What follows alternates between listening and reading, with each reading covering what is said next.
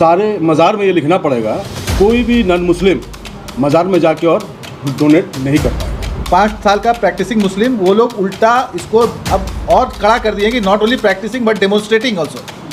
क्या आपको ये दिखाना भी होगा कि आप मुसलमान हैं, तो इसके क्या माने? क्या आपको दाढ़ी रखना होगा, क्या टोपी पहनना होगा, या कौन अथॉरिटी होगी ऐसी जो ये 5 साल का সার্টিফিকেট देगी? আমরা স্ক্রুটিনি করে দেখছি কোন কোন ক্লজগুলো বেশি হার্মফুল। আমরা যদি দেখি যে সবকটা ক্লজই আমাদের ক্ষতি করছে, তাহলে সবটাকেই চ্যালেঞ্জ করব। কারণ দেখুন, সবটা এখন বলা হয়তো ঠিক হবে না। আমি অ্যামেন্ডমেন্ট বিলটা এবং একটা পড়ার পরে দেখেছি যে 2-1টা প্রভিশন ছাড়া বাকি সবগুলোই কিন্তু আমাদের বেসিক এবং ফান্ডামেন্টাল রাইটকে হিট করছে। आर्टिकल 14, 15, 19, आर्टिकल 21 এইগুলোকে হিট করছে। मेरे देखिए, प्रोटेस्ट तो हमारा जायज़ हक है। अगर आप हमको मारिएगा तो हम रोएंगे नहीं क्या? यकीनन रोएंगे और रास्ते में उतर के रोएंगे।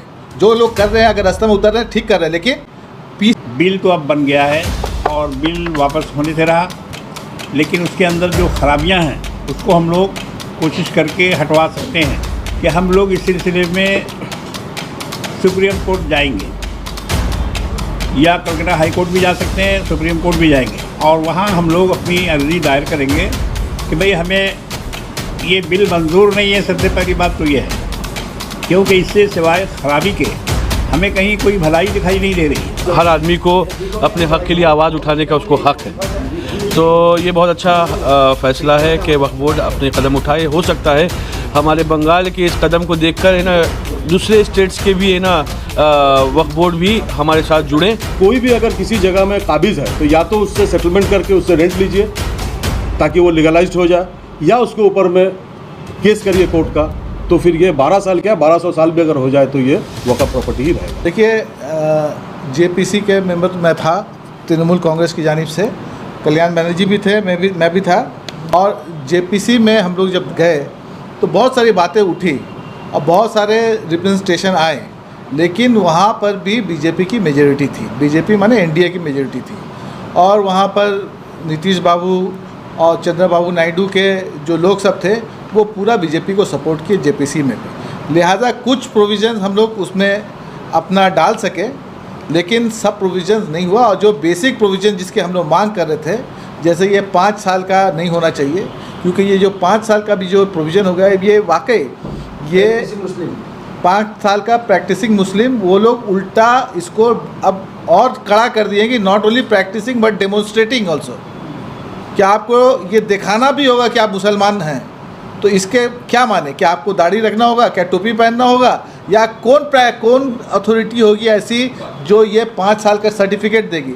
तो ये सरासर खाली अनकॉन्स्टिट्यूशनल नहीं है, खाली एंटी फेडरल नहीं है, बल्कि basic structure of the constitution के भी खिलाफ है। अनरीजनेबल, हाँ वो बोले, basic structure of the constitution के खिलाफ जा रहा है। और ये जैसे अब 5 साल का प्रोविज़न हो गया, अब आप बताइए क्या एक नया वक़्फ़ बन सकेगा? कोई नहीं बना सकेगा जब तक उसके पास सर्टिफिकेट नहीं होगा कि वो 5 साल तक प्रैक्टिसिंग है। कोई नया वक़्फ़ वक़्फ़ बनाने का रास्ता पूरा बंद कर दिया गया है। 5 साल का ये सर्टिफिकेट कौन देगा? यही तो मेरा सवाल है, आप हमसे कर रहे हैं। हमने तो वहाँ पर मंत्री जी से पूछा कि कौन देगा सर्टिफिकेट, वो तो अपने जवाब में नहीं बताया और बीजेपी इस पर खामोश है। लिहाजा मेरा जो कहने का है कि ये सीधा एक पॉलिटिकल बिल है जो मुल्क को हिंदू और मुस्लिम में डिवाइड करने का है, ताकि वो इसका पॉलिटिकल बेनिफिट रीप कर सके। सीधा बात है। लीगल पॉइंट जो है, हम लोग जा रहे हैं, हम लोग इसको जो भी कोर्ट में हायर अथॉरिटी में इसको चैलेंज करेंगे और इसके लिए हम लोग को पूरी उम्मीद है कि हम लोग को यहाँ पर रिलीफ मिलेगा। लेकिन क्यों किया, कौन सर्टिफिकेट देगा, अभी क्या होगा, नया वक्त बनना बंद हो गया। नदीम साहब, आज ममता बनर्जी ने आज नेताजी इंदौर में एक मीटिंग में कहा कि हम इस बिल को, हम इस लॉ को बंगाल में इम्प्लीमेंट होने नहीं देंगे। तो क्या बंगाल इससे बचा रहेगा या फिर बंगाल में असर पड़ेगा? देखिए, कानून जब बन जाता है पूरे देश के लिए बनता है, लेकिन उसका इम्प्लीमेंटेशन स्टेट गवर्नमेंट के हाथ में है। तो ममता बनर्जी अगर बोलिए तो हम लोग को उस पर भरोसा रखना होगा। सर, कुछ लोगों का ये कहना है कि जब वोट किया जा रहा था तो टीएमसी के 3-4 एमपी वहाँ मौजूद थे, जिसमें से देव अधिकारी है और भी 2 एमपी है जो वहाँ पर मौजूद थे। इसमें क्या कहेंगे? इसमें देखिए, हम लोग बिल में फर्स्ट डे से अपोज किए और लोकसभा में भी हम लोग अपोज किया, वोट किए, राज्यसभा में भी अपोज करके वोट किए। हो सकता है हमारे राज्यसभा में भी हमारे सुब्रत बख्शी नहीं थे, उनकी तबीयत ख़राब थी, तो जो नहीं थे उनके वजह होगी, वो लोग पार्टी उनसे समझेगी, उनसे बात करेगी।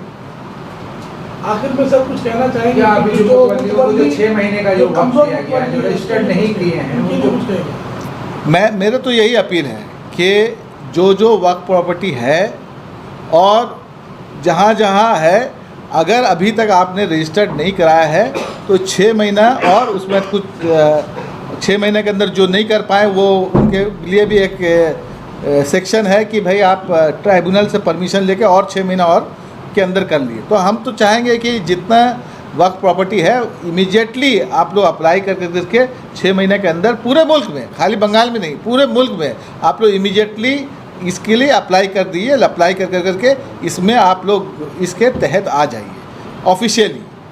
सर वेस्ट बंगाल में कितना मुखालफत में जगह प्रोटेस्ट किया जा रहा है, माहौल थोड़ी खराब हो रही है, दतिया में भी देखा गया कि वहाँ पुलिस ने लाठीचार्ज किया, आगजनी भी हुई, तो किस तरह से लोगों को क्या संदेश देना चाहेंगे? मेरे देखिए, प्रोटेस्ट तो हमारा जायज़ हक है। अगर आप हमको मारिएगा तो हम रोएंगे नहीं क्या? यकीनन रोएंगे, और रास्ते में उतर के रोएंगे। जो लोग कर रहे हैं, अगर रास्ते में उतर रहे हैं ठीक कर रहे हैं, लेकिन पीसफुल तरीके से करना चाहिए, कानून को अपने हाथ में नहीं लेना चाहिए। मैं उनसे अपील करूंगा कि अपनी आवाज़ उठाएं, ज़रूर प्रोटेस्ट करें, हर जगह उसके दिखाना चाहिए कि हम लोग को इस बिल से आघात हुआ है, हम लोग को चोट लगी है, हम लोग के दिल में लगा है, लेकिन कानून को हाथ में नहीं ले। ये जो आगजनी हो रही है और जो लोगों को तकलीफ हो रही है, इसका भी ध्यान रखें। सर हम लोगों ने देखिए, ये मुझे मालूम नहीं, ये वीडियो आप जो जिक्र कर रहे हैं इसके बारे में मुझे ज़्यादा इल्म नहीं है, और ये कहाँ का वीडियो वहाँ भी इल्म नहीं, ये बंगाल का हमको नहीं लगता है। हम लोग अगर बंगाल में होता तो ज़रूर इस पर हम लोग एक्शन लेते, अगर कहीं और है तो वहाँ के लोकल गवर्नमेंट देखे लॉ एंड ऑर्डर। अभी जो न्यूज़ आ रही है, यूपी गवर्नमेंट ने वक्फ का जितना संपत्ति उसका सर्वे का ऑर्डर दिया है। Do you think it is very alarming for us? Alarming. अगर देखिए, एक चीज़ तो है कि आपका जेन्युइन वक्फ है तो जितना सर्वे हो जाए, जो जेन्युइन है तो जेन्युइन रहेगा, इसमें तो कोई बात नहीं है। अगर आपसे कोई पूछा जा रहा है कि ये सर्वे में, तो अभी सर्वे तो अभी भी चल रहा है, बंगाल में भी चल रहा है, हर जगह चल रहा है, तो इसमें अलार्मिंग की क्या बात है? जिसके पास जो कागज़ है, जिसके पास अगर यूसेज का है तो वो दिखाएंगे अपना। আমরা এর আগে যখন ওয়াকফ অ্যামেন্ডমেন্ট বিল এলো, বিল 24 এলো, আমরা অ্যাকসেপ্ট করতে পারিনি যে বিলে যে প্রপোজিশনগুলো ছিল আমরা পড়ে দেখেছি যে এইগুলো সবই হচ্ছে আমাদের কমিউনিটির এগেনস্টে, ওয়াকফের এগেনস্টে। সুতরাং বিলটাকে আমরা ফার্দার অ্যামেন্ড করার জন্য, বিলটাকে রেকটিফাই করার জন্য আমরা রিপ্রেজেন্টেশন দিয়েছি অ্যাট দি অ্যাপ্রোপ্রিয়েট লেভেল। কিন্তু যখন ওয়াকফ অ্যামেন্ডমেন্ট অ্যাক্ট 25 এলো, তখন আমরা দেখছি যে আমাদের রিপ্রেজেন্টেশন কোনোভাবেই কনসিডার করা হয়নি। ইভেন আমরা যখন জেপিসির সামনেও আমাদের রিপ্রেজেন্টেশন দিয়েছিলাম, আমাদের যে স্পিচ দিয়েছি, বক্তব্য রেখেছি, in writing and oral submission যা করেছি, তার কোনোটাই কনসিডার করা হয়নি, এবং যা বিলে ছিল সেটাকেই হুবহু ছাপিয়ে দিয়ে নতুন অ্যাক্ট তৈরি করে দেওয়া হয়েছে। এবং আমাদের মনে হয় এই 8 তারিখে যে নোটিফিকেশান হয়েছে, 8 তারিখে নোটিফিকেশান হওয়ার পরে এটা অ্যাক্টে রূপান্তরিত হলো, অ্যাক্টে মডিফাইড হলো।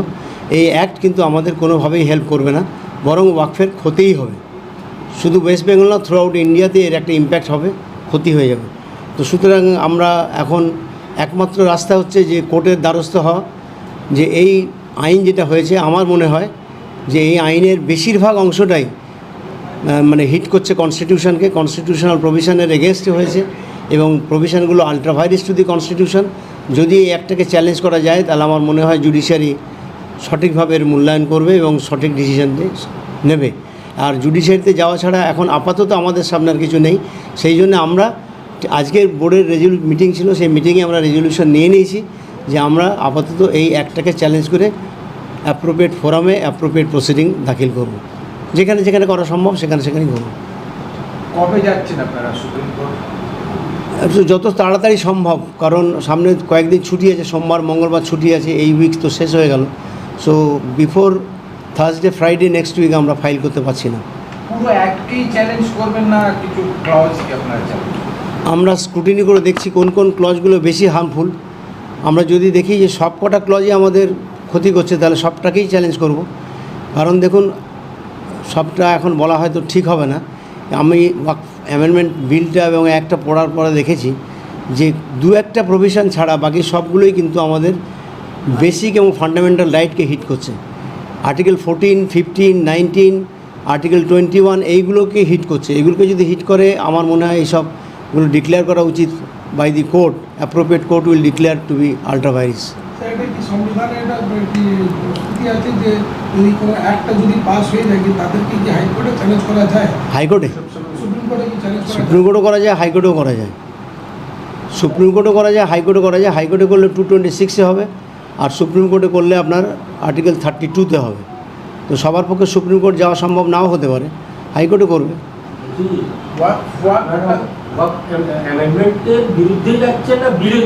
আমরা অ্যাক্টের বিरुद्ध যাচ্ছি, बिल अब नहीं, बिल अभी नहीं है। अभी बिल एक्ट हो गया जब पार्लियामेंट जब प्रेसिडेंट असेंट दे दिया, तो अभी एक्ट हो गया। अभी एक्ट को चैलेंज कर सकता है। If it is ultra vires then court will decide.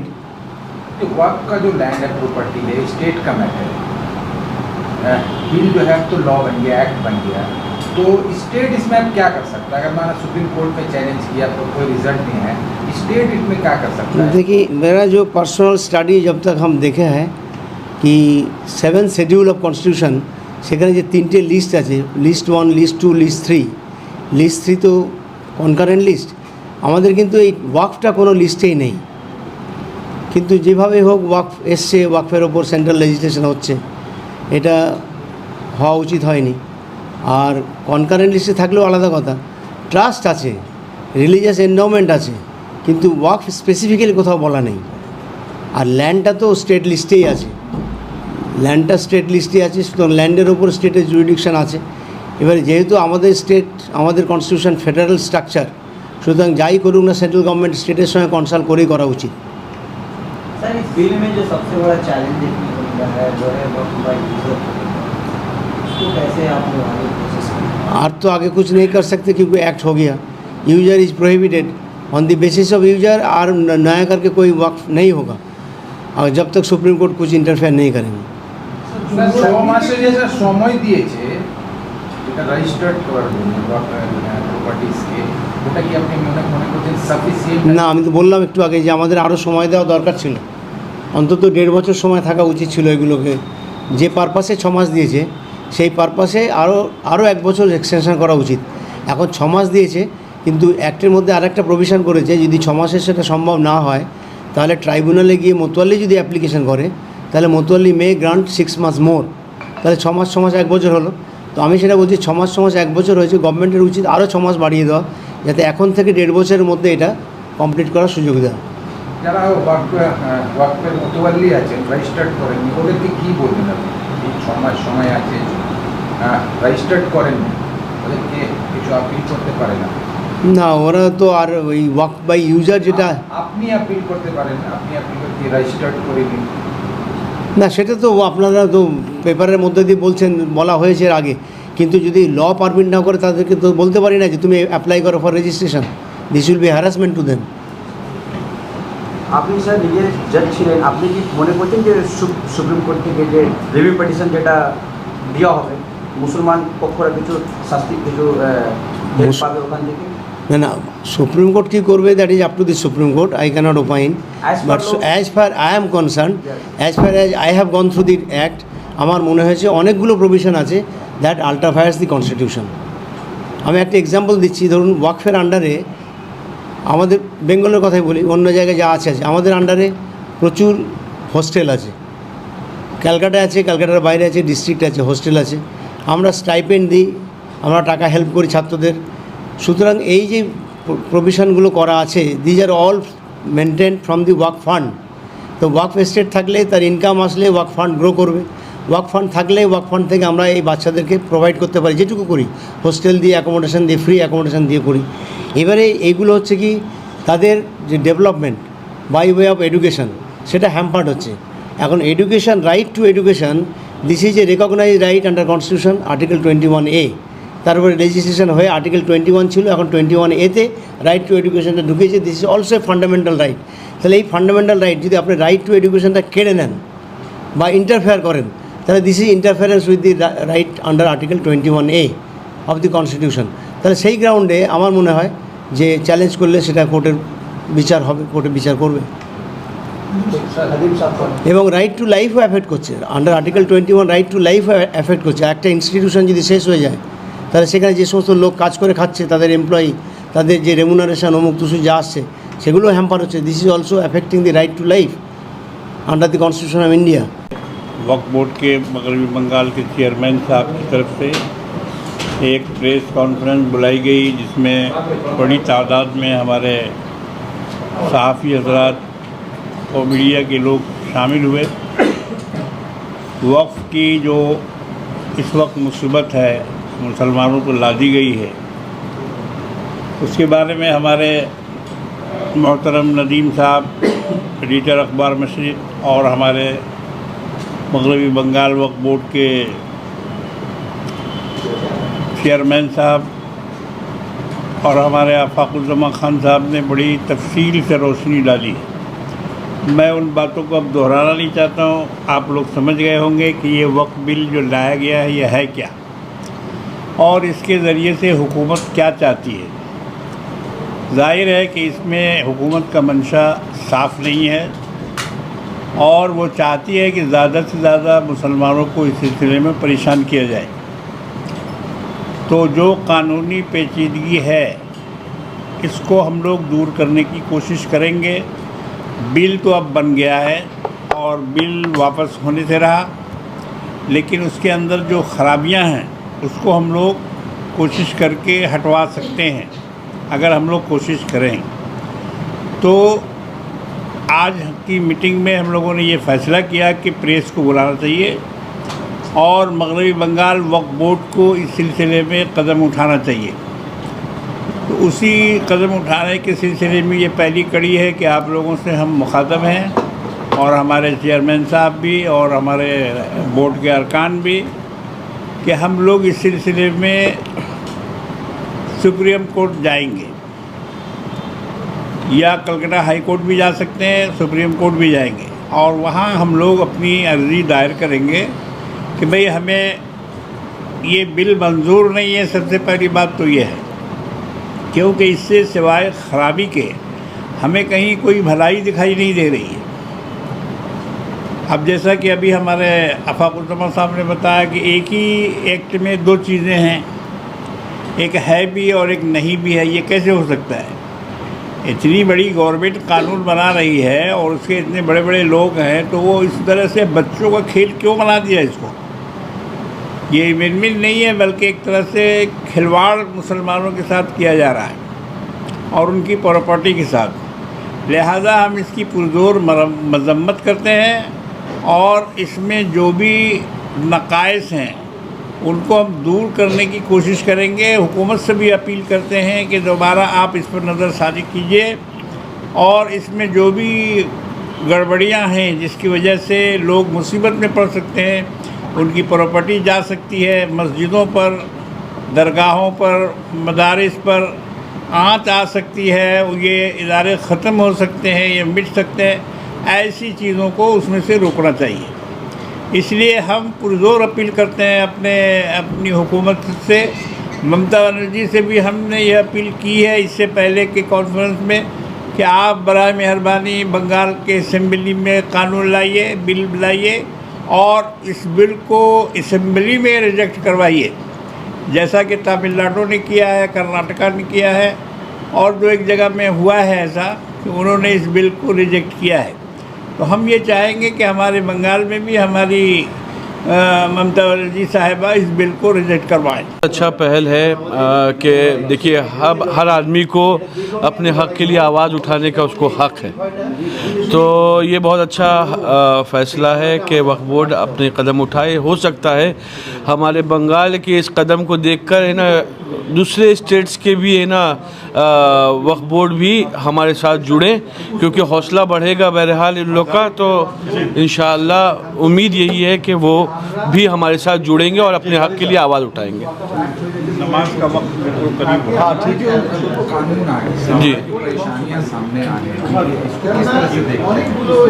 देखिए, अभी जो कानून आया है उस कानून के बारे में, जैसे एक के बारे में आपने मुख्तलिफ बातों पे आपने गौर किया होगा, हमारे चेयरमैन साहब ने भी कहा, मेंबर्स साहब ने भी कहा, इसमें एक और एक्ट आया है जिसमें बोहरा हजरात और आगा खानी ये दोनों को आपने ना उसमें इंक्लूड किया है कि वो भी मेंबर रहेंगे। सवाल ये पैदा होता है कि उनके स्टेट्स कितने हैं। उनके स्टेट्स कितने हैं और कहाँ कहाँ है ये वो लोग को नहीं मालूम था। ऑब्वियसली ये एज अ मेंबर उनको बैठा लेंगे और उसके बाद वो कहेंगे कि ना आप भी अपनी प्रॉपर्टीज़ को इनरोल कराइए, और इनरोल कराने के बाद वही हाल होगा वफ़ की स्टेट्स का और वफ़ की ज़मीनों का जो है ना हम लोग के साथ हो रहा है, वो आगा खानी और बोरा हजरात के साथ भी सेम टू सेम होगा। सबसे पहली बात है जो 5 साल की प्रैक्टिसिंग मुसलमान की बात जो हुई है, उसमें जेपीसी के सामने मैंने एक बात कहा था, जो बात नदीम भाई बोले वो तो बात है अपनी जगह में। इसके अलावा ये एक्ट होने के बाद कोई भी, देखिए वक़्फ़ प्रॉपर्टी 2 किस्म की होती है, एक है मूवेबल, एक होता है इमूवेबल। इमूवेबल प्रॉपर्टी मतलब बिल्डिंग, जायदाद, तालाब, खेती।